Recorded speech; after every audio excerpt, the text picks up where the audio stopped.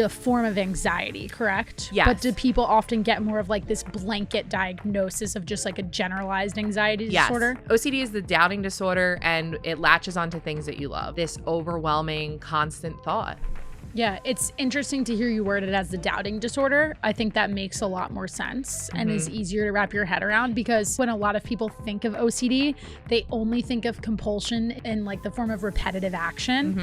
I remember watching the show at some point when I was maybe in high school, and this person, their fixation, I guess at that time, if they locked the door to their house, they needed to check again and again and again that it was actually locked. And I think that's the only type of OCD that a lot of people think of, and it doesn't sound like that's really representative of what it is. Yeah, no, it's not, because rumination is considered a compulsion, and that's you're not doing something physical. You're just constantly thinking again and again. And that causes a ton of stress. That's something that I'm like the queen of rumination. I've been there, so I get it. And you know, it's super stressful. But like you said too, like the TV shows and everything, people use OCD as an adjective. And I try not to let it get to me, because I get it. Not everyone knows about it how I do. They're, you know, like, oh my gosh, my room has to be clean. Like I'm so OCD. And I'm like, that's not what it is.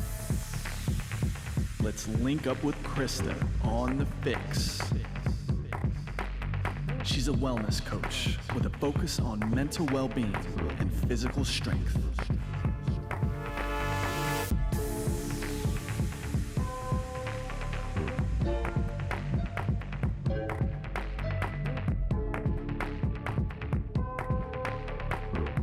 What's going on, Fix listeners? Welcome back to our latest episode of the Fix podcast. I'm your host, Krysta Huber, and today I'm so excited because I've been promising you guys this for a few weeks, and we're officially making it happen. We have our first client interview on the Fix podcast. I am here in studio. If you are watching us on YouTube, you can see us in the studio with my amazing client turned friend too, Amanda. And we're going to talk all things about the Fitness FYX program, her experience so far. You've been with me for what, like 8 months, I think. We're coming up on 7 or 8. Yeah. Yeah. It'll be a year in like right around like November, right before Christmas. Yes. And she's made some amazing progress in that time. But Amanda has also been kind enough to share a little bit more about her personal experience. So in this episode, you will hear all about the Fitness FYX program and what it's been like for her. More importantly, I'd argue, though, we are going to talk about mental health. We're going to talk about OCD, Amanda's experience in growing up with it, and how that's really been a factor in the way we've kind of approached her coaching inside of this program, and just looking at her health and her overall wellness from a completely holistic aspect. So if any of that resonates with you, I can promise there is something for everybody inside of this episode, and I'm excited to get right into it. So we're going to do it. As you know from being a longtime listener of the show, Amanda, we kick it off as a little icebreaker with our coffee question, and I know you drink coffee. So tell the Fix listeners what your go-to coffee order is. Okay. Well, first off, thank you for having me. Of course. Super excited to be the first client on here. Been waiting for this moment. So my go-to coffee order, I mean, I'm an iced coffee girl. I will never do hot. I don't like the way. No matter the season. No matter the season. I don't like the way hot tastes after I drink it. It's just something about it I don't like. My friend Ellen has a coffee shop in Wall. It's actually called Ocean Brew Coffee. I've been there before. I know her well. You can get a cold brew with any flavor cold foam on top. So I'll just get the cold brew with lavender cold foam on top. Life-changing. Tell me more about this lavender cold foam. I've never really gotten behind it because it sounds kind of weird, but I'm sure it's very good. Does, but I can't explain the flavor. It's just like heaven. It tastes so good. It's refreshing. But I don't always go there. So if I don't go there and get that, just simple iced coffee, cream, 1 sugar. Nice. Classic. Can't go wrong with that. I'm with you. It could be like negative 25 degrees and I will still have an iced coffee. Always. There's just something about it. It's more refreshing. I appreciate hot coffee, but I just don't think you get the flavor. No, you don't. To me. You don't. Yeah. So glad we're on the same page about that. Yeah. All right. So like we said, we're going to talk a little bit about fitness, a little bit about nutrition, a little bit about mental health, because really all of it goes together. And just to kind of kick things off, I think it would probably make sense for us to start a little bit more with like your own backstory and your own health journey. And, obviously, I think one of the things that I've learned from you, just even in like the first few meetings we had together, is understanding that there's really different types of OCD. Yes. And in your case, having a medical focus, let's call it, for the type of OCD that you have, it's been something that has presented a few challenges to you when it comes to taking care of yourself and taking care of your health. So let's kind of break that down and jump into that piece of it and just tell me a little bit about your history with it. Have you dealt with this since you were a teenager? How has it impacted your life? Wherever you want to go with it. Yeah. So I'll start from the beginning. So my dad, who, as you know, I don't really have a relationship with, but he was very present growing up until I was about 15. He suffered from OCD. At the time, you know, some of his compulsions and things that he struggled with, I just thought was normal. And later to find out that it is genetic. So I actually didn't know that. When I was officially diagnosed with OCD, it kind of made sense. But I remember, I mean, even before I got the official, you know, they're like, you have OCD. I remember being in elementary school and I would wash my hands like I was afraid of germs. So I would obsessively wash my hands. And at the lunch table, I remember I would have my friend wipe down the table and the chair before I sat down. And her mom actually called my mom one day and was like, Amanda's having my daughter wipe down the chair and see every time before she sits down. You didn't want to touch it? I didn't want to touch it until it was cleaned. Okay. And I just thought like that was just normal. Sure. And I'm trying to think. Then, you know, I went into middle school and I had my first panic attack. Didn't know it was a panic attack. Went to the nurse, said I was dizzy, I was spinning. And, you know, that at that point I was going to therapy because my parents had divorced. And, you know, everyone said, you just have anxiety and this, you're having panic attacks. And I went to doctor. It was definitely a struggle until high school. I found this clinic at Rutgers that specialized in anxiety, and that's when they officially diagnosed me with OCD. From that point on, it was life-changing. I got the help that I needed. Seeing somebody that specializes in OCD is what you need to do. Talk therapy, they'll say, really isn't the best for somebody with OCD. You need to do, which is the gold standard, exposure response prevention. So you're doing ERP, and essentially what that is you're exposing yourself really to what's bothering you. So at that time, when I was going to Rutgers, to that clinic, I had issues with driving. I was petrified of driving. I thought I was going to pass out behind the wheel. The doctor at the time actually went into the car with me. He sat in the passenger seat and he would make me drive. And that really, I've continued to do that now with my therapist now. It's really whatever the theme, and we'll get into the themes too. The themes change all the time. And whatever the theme was, I was always exposing myself to that. But also going back to the doctors too, finding somebody that specializes in that. And, you know, I'll share this story. I was in high school. I was seeing a doctor who didn't really understand OCD. And my theme at the time was self-harm. And not that I had any intention of hurting myself, but I had these fear. I had a fear, but I had no intention of doing it. And the doctor actually, you know, made my mom take me to the hospital, put me on what they call suicide watch. And they actually sent me to the psychiatric, you know, facility there. And my mom, thank God for my mom, you know, as soon as we got there, she's like, I'm not leaving my daughter here. Like there's something is off here. And I thank her every day for taking me home, because then the next day, you know, I found the clinic and I found something. And there's so many people out there that have OCD that aren't diagnosed properly. Yeah. And going through an experience like that, thank God I'm strong enough that I'm able to handle that. But I can't imagine somebody that's not strong to go through that, what that does to them. Yeah. And that's why I like to talk about it. And I'm so passionate about talking about it, because I want to make sure that people know that, you know, they're not alone in this, that there is help out there. and there's so many different themes. And when you find somebody that, it's funny, there's so many Instagrams on, OCD and getting help. And it's always like when you find somebody that has the same theme as you, like you're like, let's talk about it, It's just so refreshing. But yeah, that's a little backstory, how I, grew up with it and, getting the help. And, it definitely, has been a struggle when I met you too. OCD ebbs and flows, right? Yeah. So there's months, days, years where it's good, and then same when it's bad. Right now I'm in a really good phase. Yeah, I was going to ask you about that because I feel like we actually, even in our coaching meetings, like we haven't had a conversation about it in a while. No. Like a good 3 months. Yeah. And I'm like, and I find myself going, oh, when's it going to come back? When's it going to come back? Which is a terrible thing to do. Yeah. But I'm just so used to it.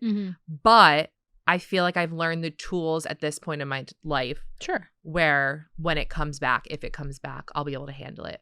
But being physically and mentally fit also plays a role in it, which is a part of the reason why I wanted to start this program, get my body moving, eating right. I mean, that plays a huge factor in it as well.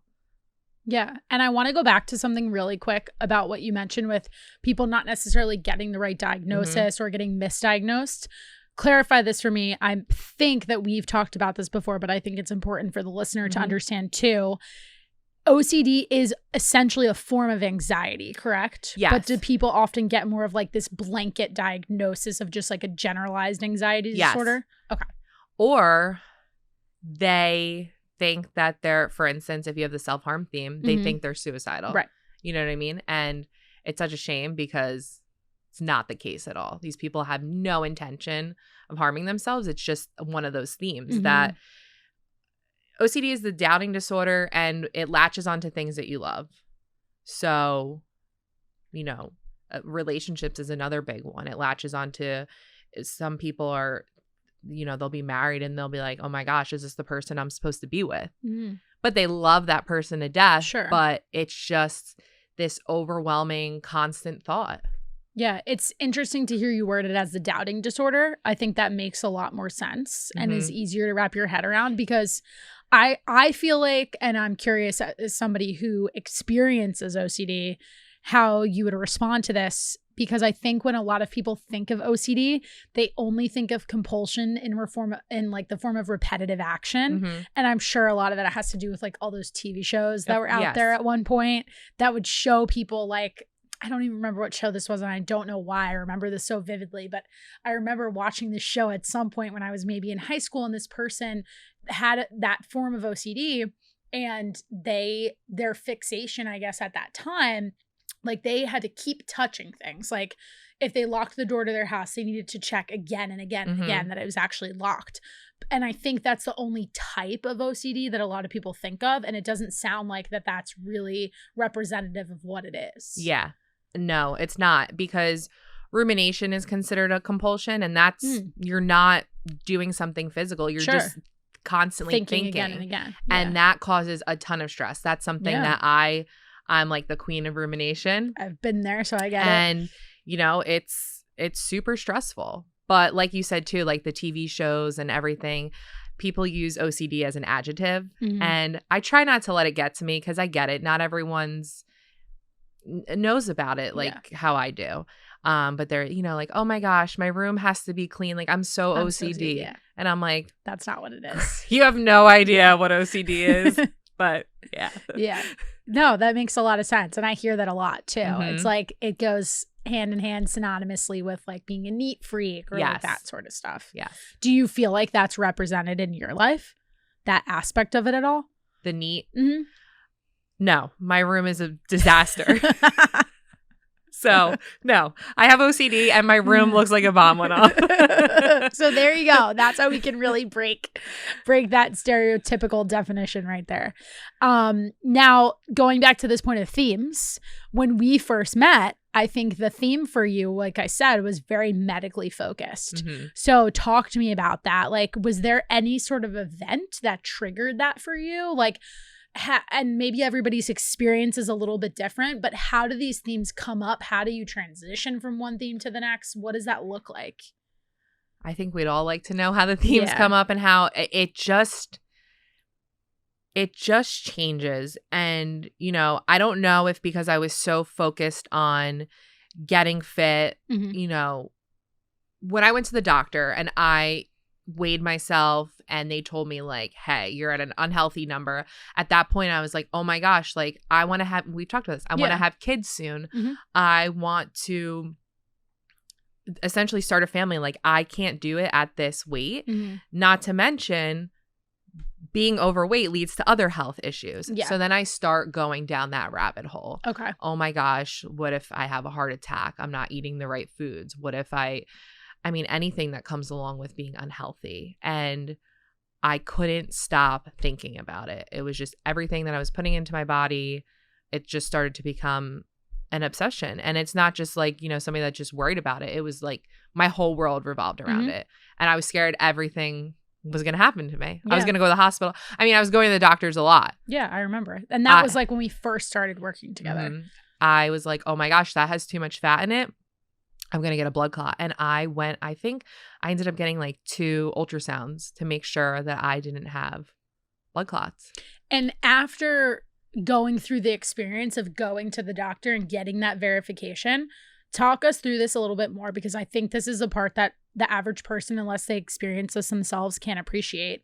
That didn't make you feel better necessarily, right? Like it wasn't enough for you to say, okay, this person sitting in front of me is telling me that I'm okay.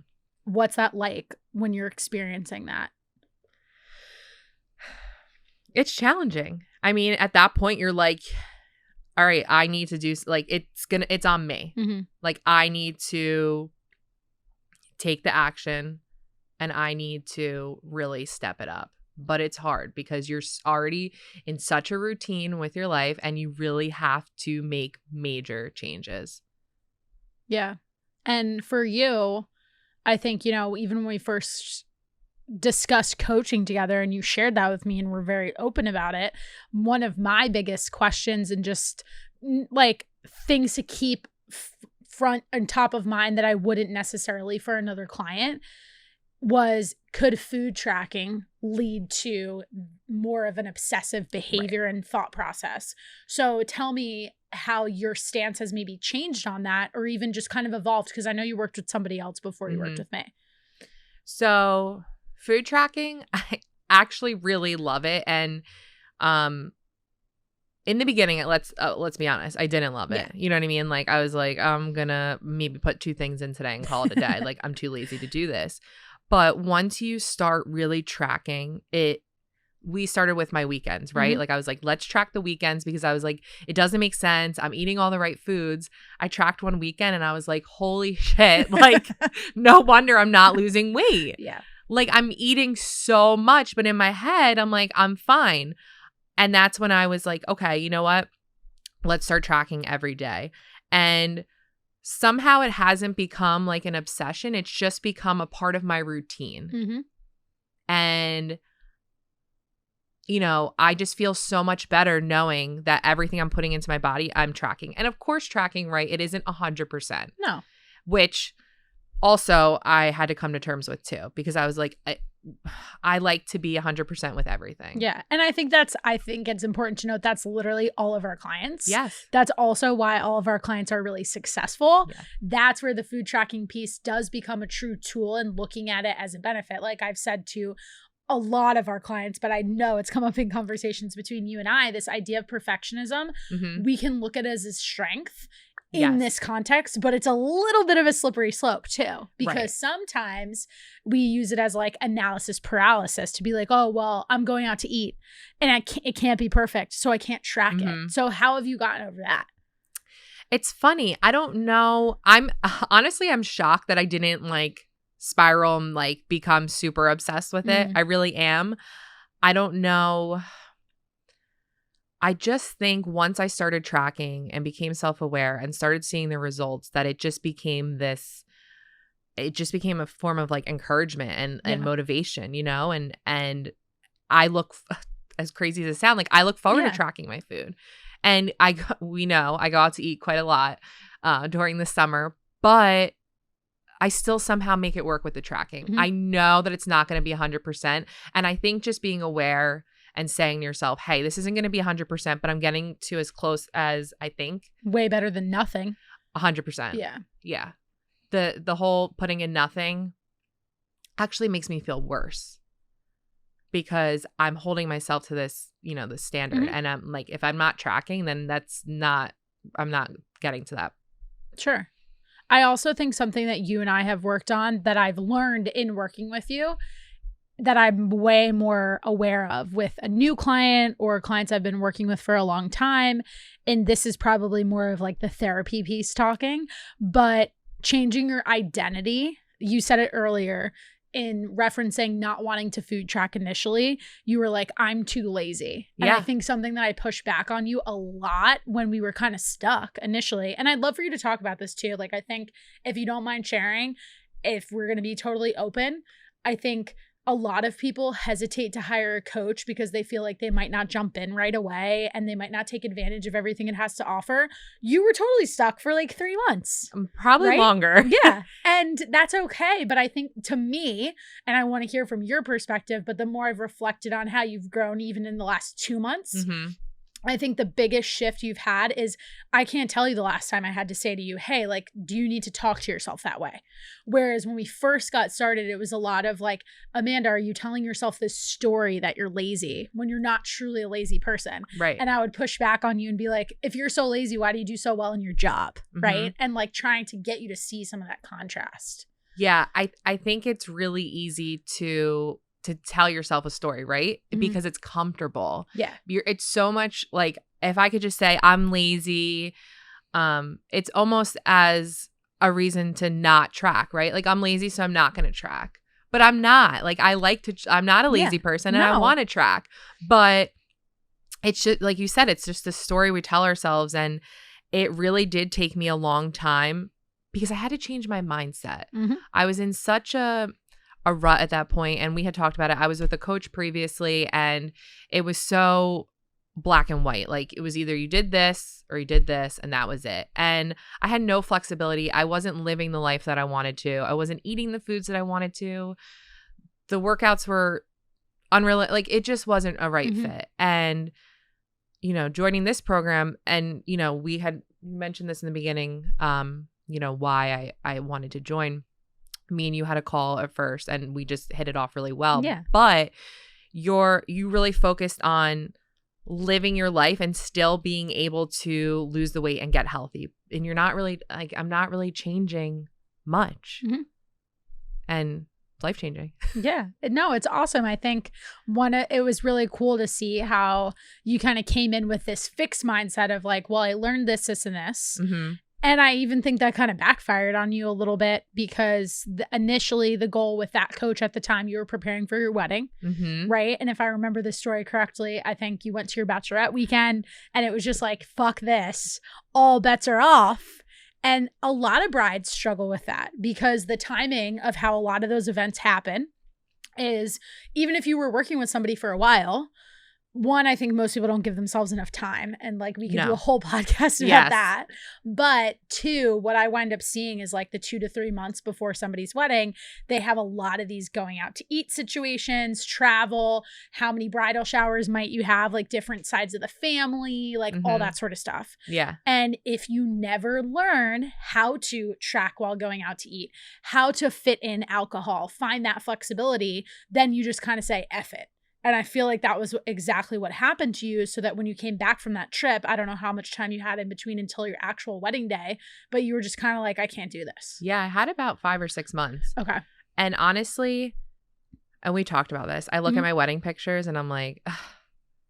But I still was happier then than when I was on the program because I was enjoying myself. Sure. I wasn't the healthiest, but I was eating the calories that I was given to eat was insane.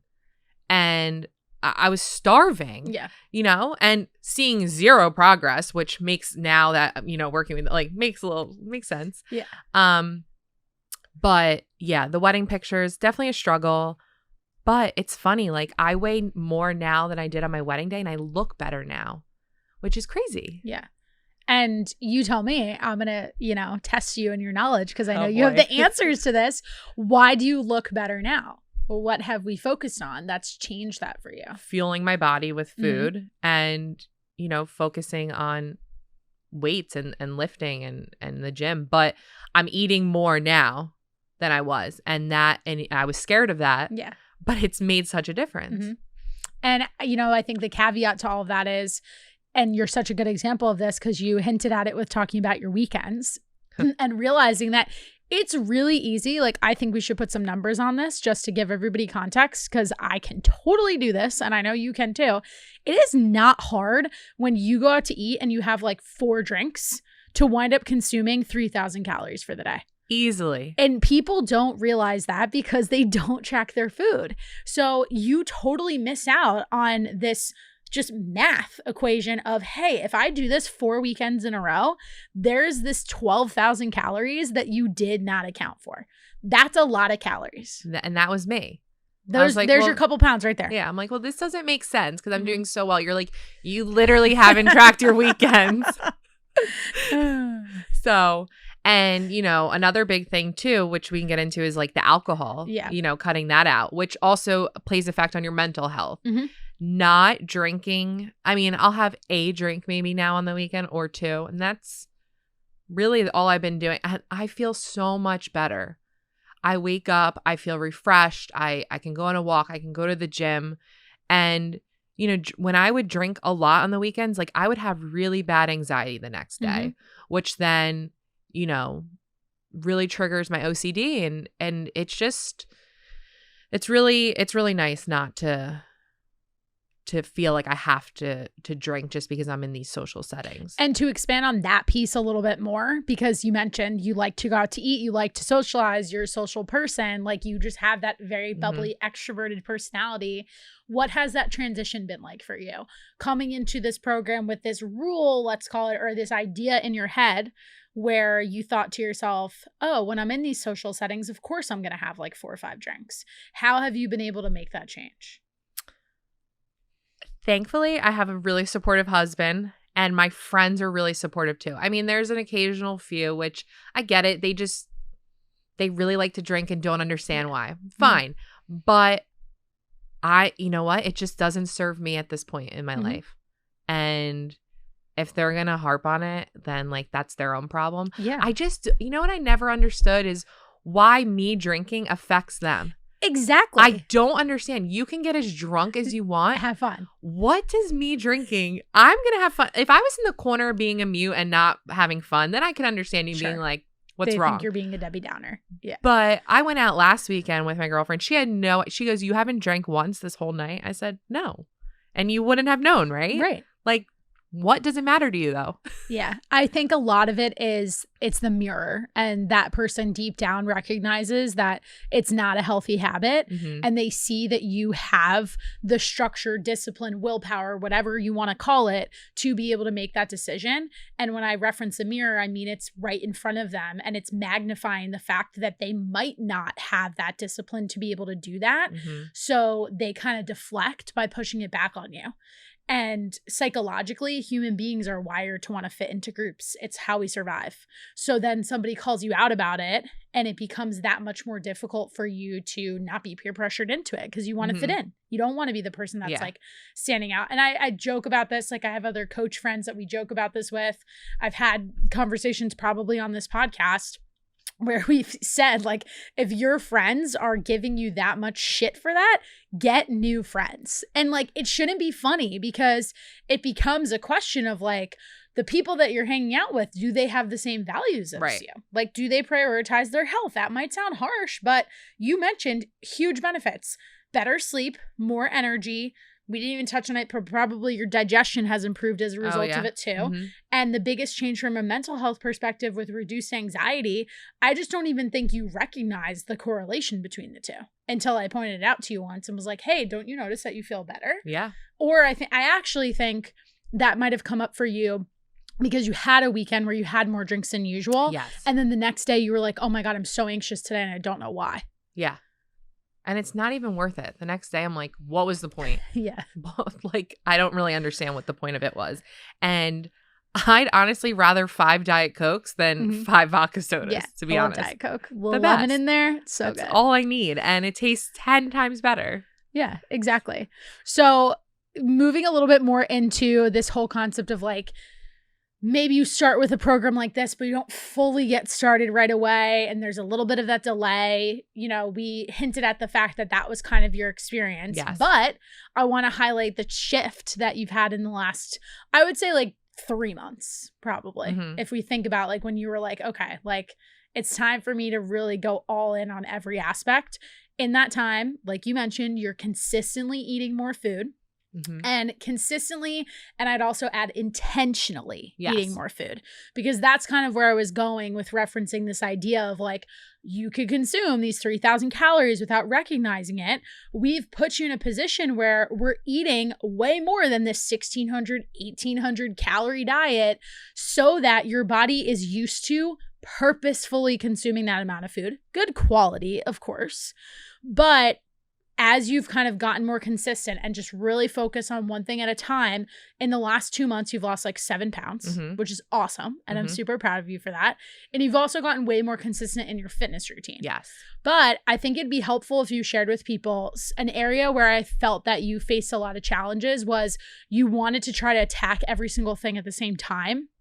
And a lot of times my responsibility as a coach with all of the people inside of our program is kind of like refocusing you and saying, hey, let's just do this one thing and show me, but really show yourself that you can do this one thing really well. Right. So expand on that. What has that looked like for you in your experience? So we first started with the nutrition, right? Like upping, you know, the calories and changing my macros. Protein as your focus, all that. So I really focused on that at first.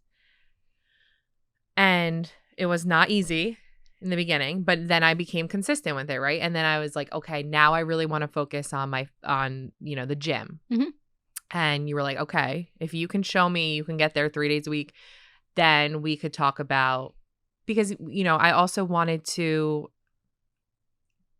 change just the way that I look. Sure. You know, not just go to the gym just to be, you know. Yeah. And we just had a call about this with my nutrition coach, Aram, this week, that if you want to change your physique, the best way to do it is through very specific resistance training, keyword training, not just exercise.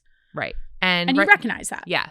And I'm doing the group fitness, which I absolutely love. Like, it's because I was doing nothing prior, you know, it got me into this routine. And then I said to you, well, I want to start going and lifting on my own. So you said, show me that you can do 3 days at, you know, your group fitness. Then we can start adding in the day. And now we've gotten to that point. Yeah. But I wanted to do everything at once. I was like, okay, well, I want to change my macros. I want to go to the gym. And honestly, if I did that, I would have burned out. And I guarantee you, I would have went back to, I'm lazy. I can't do it. Because that's just how I am. I get overwhelmed. And then I'm like, I'm just not going to do any of it. So I appreciate, you know, taking it one step at a time. And even though hearing that, you're like, oh, I can only do one thing first, it's so worth it. It really is. Yeah. And I think it's also to show yourself that you can do that and have the follow through on it too. Because again, it just goes back to the story that you're telling yourself. You mentioned feeling overwhelmed as being a reason for self-sabotage. Something else that I hear often, conversations that I have with potential clients even, is that by the time they would consider a program like the Fitness FYX, they've already tried 1,000 things. So their new theory is that maybe it's just that they haven't taken all of those things and put them all together. So they need to put them all together. And that's the missing link. It's not, it's the lack of consistency with doing that sort of stuff. Yes. 100%.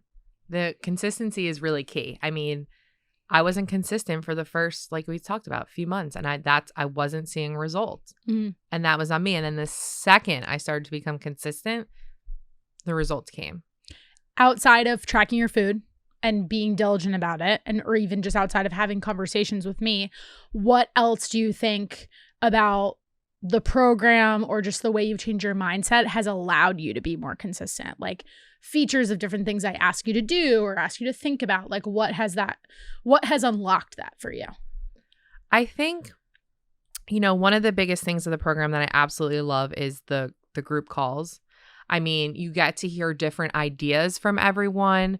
And it also has that social aspect, which that's where I thrive. And so I think, having those calls, having the monthly benchmark calls, and being able to communicate on a daily basis through the app and stuff, I really think that that's just allowed me to get more knowledge and, just grow with the program.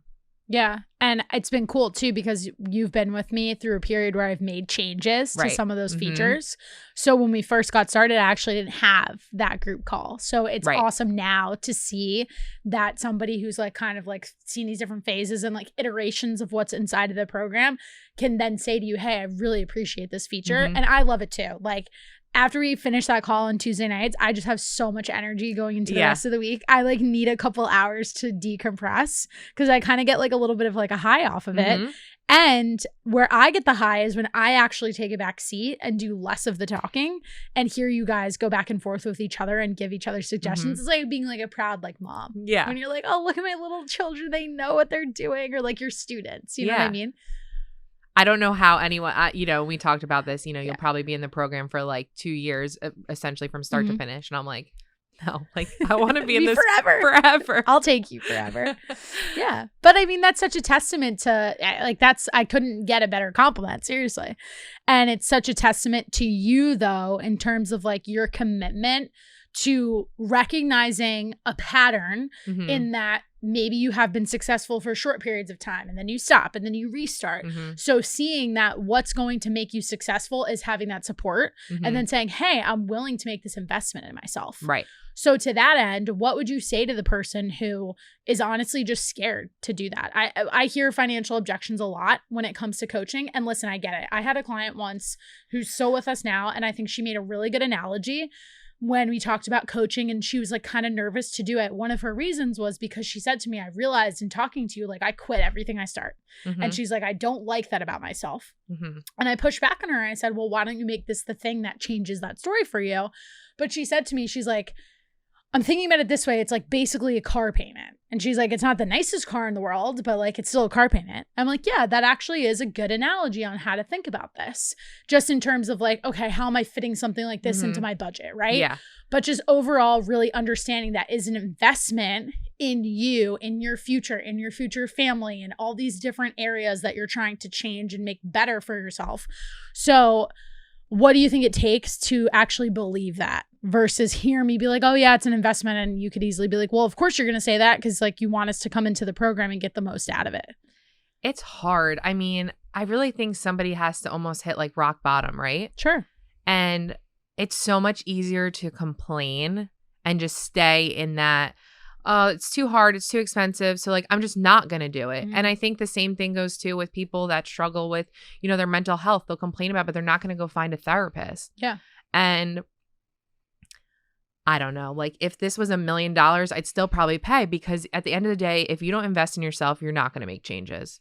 And you really have to like, and we've talked about it, some of my friends, that have explored the program, and it comes back to money too. And I'm like, well, if you spend money on going out to eat every weekend, you spend money on your nails every other week, I mean, that stuff adds up. Yeah. You can maybe cut that out for a little bit and then do this program. I mean, you can make it work. I get it, unless there's really something that you just can't. But most of the time you can make it work. It really comes down to how serious you are. Yeah. And honestly, it's also important to me that the person sees it as an investment, because there are so many times where like somebody will sign up for the program and I don't hear from them. And I've had this conversation with you. Like, why don't you share just about like the check-in process and what that's like for you and how you look forward to it every week? Literally wait for Monday. I'm like, okay, is it Monday? Like, where's my check-in form? I don't understand how somebody's going to be in this program and not do the check-ins and what's required. I just can't understand that. But for me, I'm like, okay, let me show off my week, whether it was good or bad. Like, this is my chance to shine. And if there were areas that I struggled in, then we can work together on how to improve that. Yeah. I mean, that's the only way you're going to grow. Right. And not every week is going to be perfect. I've learned that. And as much as I'm like, okay, I want this week to be perfect, so when I check in, I can get an A+ on this report. But, you know, there's always going to be weeks where it's off, and that's okay. But if you're consistent, those weeks off aren't going to affect you as much. Mm-hmm. Outside of really changing your mindset, I think is being like one of the biggest benefits that you've seen that isn't physical, right? Yes. What are some other areas that you feel like you've seen a lot of benefit from and being a part of this that maybe you didn't think would be like a byproduct of signing up for a fitness and nutrition related program? I mean, just the way that I feel like about everything. I mean, I just feel like I'm just a happier person because I don't feel so restricted in life. Like, I'm not like, oh, I can't eat that. Like, I can go out, I can eat what I want, I could drink what I want if I wanted to, and it just makes the day just so much better. You know, like, I'm more positive. I feel like if I'm talking to people about things, I have, you know, really cool things to discuss. Sure.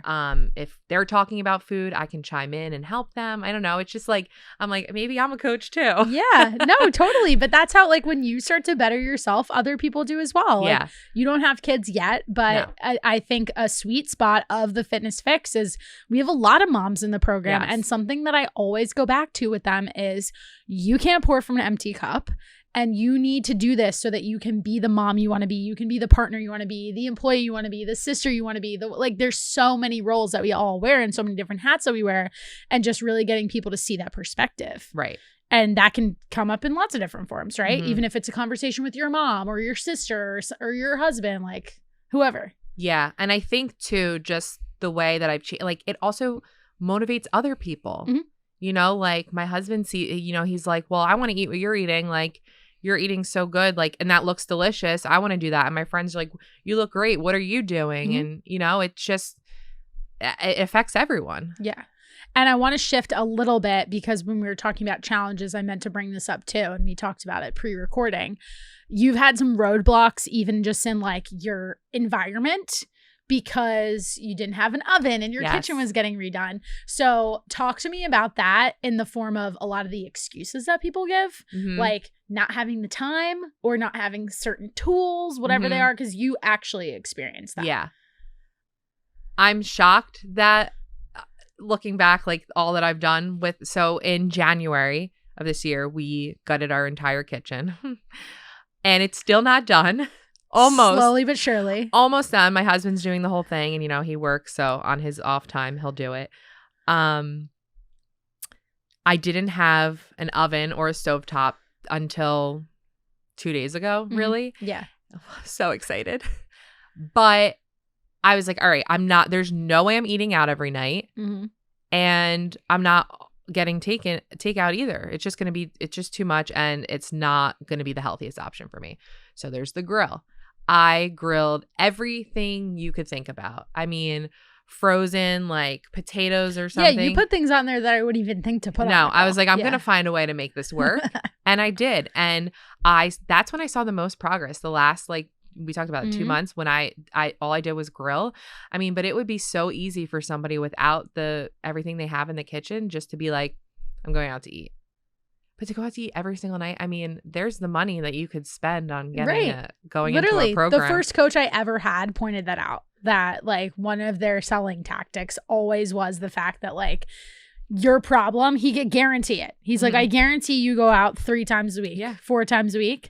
And because of what I'm going to ask you to do, you are going to think twice about that. And there you go. That's going to be the money that you put towards Mhm. coaching immediately. And it's so true. And I also think we really try to be as solution oriented as possible, in that when you first told me that was happening, because we started together like 2 months before that, we knew it was coming. Yes. And I had said to you, I remember I was like, just laundry lists of like, what about rotisserie chicken? What about turkey deli meat? What about rice cakes? What about what can we make in the microwave? Can you get an air fryer? Like, Mhm. I think we even said at one point, let's go to your mom's house. So, like, I did that. yeah. Yeah, I would go there. I would drive the 15, 20 minutes, cook, prep there, bring it home. I mean, it was a pain, but I was getting it done. Mhm. And that's what it took to see results. And I'm happy I did it. I really am. Of course, there were times that we would be like, this is way too hard. Like, we have to get takeout Yeah. tonight. But that also, the things that I was ordering were so different than the things I would order in the past. You know, Mhm. like, I would have gone to McDonald's, honestly, through the drive-thru every single night. But you know, I was getting either like a turkey, you know, sandwich sub, yeah. or, you know, chicken tacos without all the, you know, and figuring it out. But, you know, it's so easy to make excuses. It really is. And especially when you have everything going against you, but you can do it. And what we really try to remind clients too is, and I think you're right at this point now, I might have even said this to you in your check-in this past week, look at the progress you've made when you've had more things stacked against you. If you know that you can handle it and you can make even 10% progress or even 1% progress under those circumstances, now we're on the other side. It's going to be so much easier. I know. And like the minute you had your oven and your stove, you sent me a picture of your food. You're like, this is life-changing. Life-changing. And I love to cook. You know that. So I was like, I'm in my element. Like, this is everything I want. So super excited. Going to start thinking of more creative recipes. And now, what would you say to somebody who doesn't like to cook if they feel that that's a reason why they've been unable to reach a certain goal or lose weight? Listen, not a lot of people don't like to cook, but there's options. You know, I would just say, does your spouse or somebody else in the house cook? But I mean, there's always, you know, and we've talked about it, Trader Joe's. I mean, there's pre-made things that are also really good options too. So, I mean, people can have excuses all they want, but there's so many options now. There really are. If there is one kind of like, you know, I call them food rules that you came into the program with that you've completely abolished, what is it and how did that happen for you? Like something that I was like, I can't eat this? Yeah, like I can't eat this, or like if I choose this thing, it's going to make me fat, or like, you know, onion that kind rings. of stuff. Onion rings. I love onion rings. And I just was like, from, you know, previous coaching, I was like, if I eat that, I'm going to get fat. Yeah. I've eaten a lot of onion rings in the past few months and I've lost weight. Yeah. So it really goes to show it's not what you're eating. It's, you know, how much of it you're eating, if it fits into your day. I mean, you could really make anything work. Of course, I'm not going to have onion rings every day. I would love to, but it's just not. Yeah. That's not healthy. But yeah, I mean, nothing is off limits for me now. And it was funny in the beginning, and I think we've talked about this too. Some people would be like, well, you're working with a coach, but why are you eating that? Yeah. Which drives me insane. And same thing too. There's some people, you know, at my gym now, they do nutrition and they're like, I don't eat any carbs, no carbs. I'm like, you're working out. Like, you need those carbs.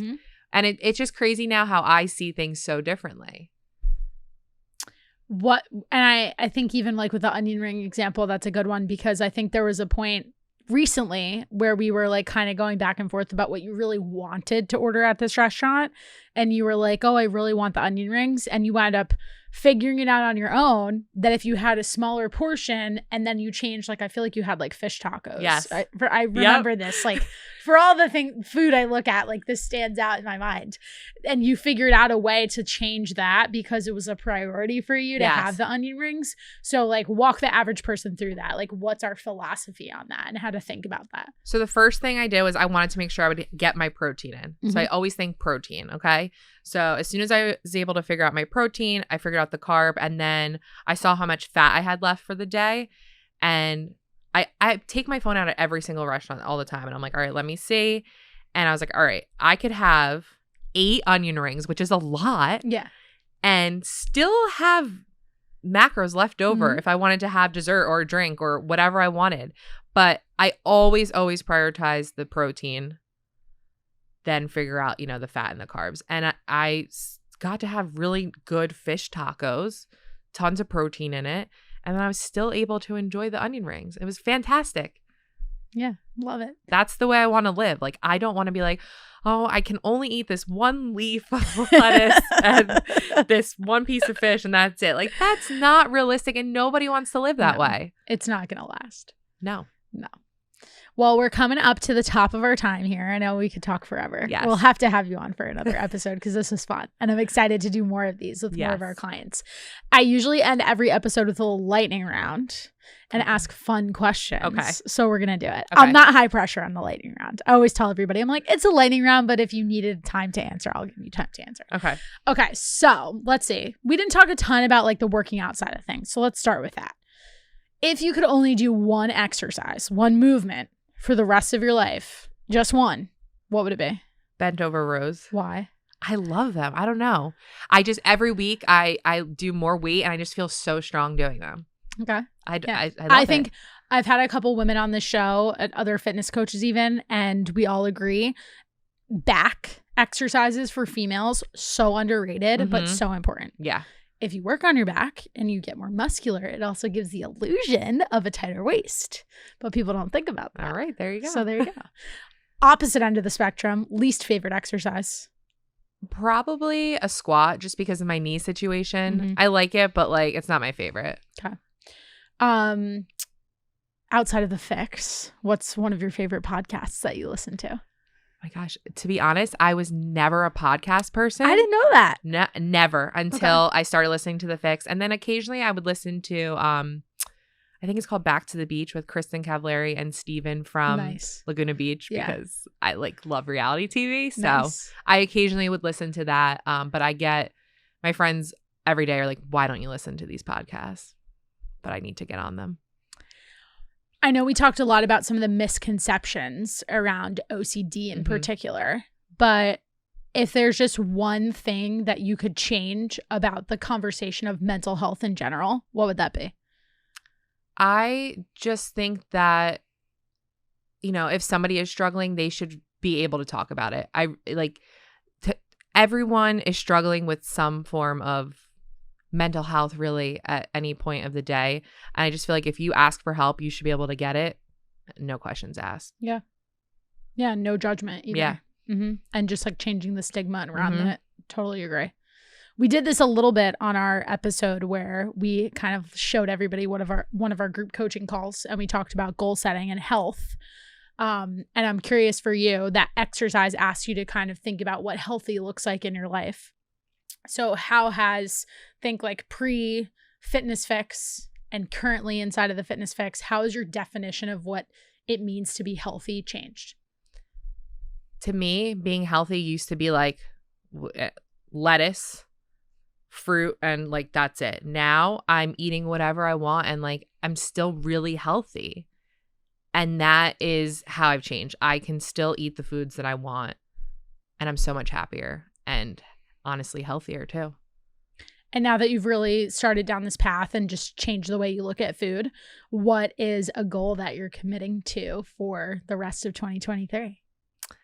A goal, oh boy, this one's going to be tough. I mean, I have a lot of goals, but I just really want to continue to be consistent with my protein.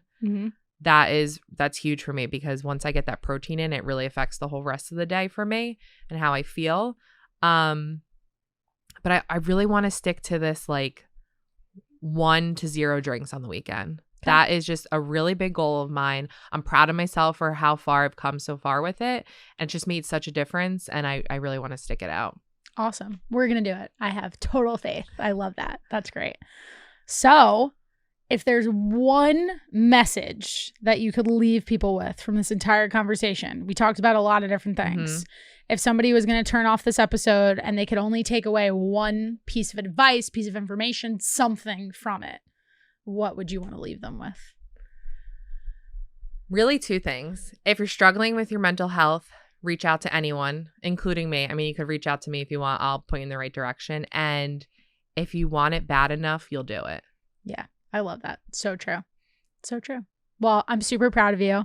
I'm super excited that we're literally only just getting started in your journey. So I know we were like joking about being inside of the program for 2 years versus forever, but you know, I'll support you as long as you want it. And as long as you get to the point where you say to me, hey, I don't need you anymore. Like that's how I know that I've done my job as a coach and what we really want everybody to experience inside of the Fitness FYX program. So again, super proud of you, super appreciative of you coming on here and sharing more about your experience and being open and, like you said, just being more open about mental health to hopefully cultivate that for somebody else. So for anybody who's listening to this, I think another thing that we should point out is if you do struggle or you feel like there's somebody in your life who is struggling and doesn't know how to bring it up to you, use a podcast like this to facilitate that conversation.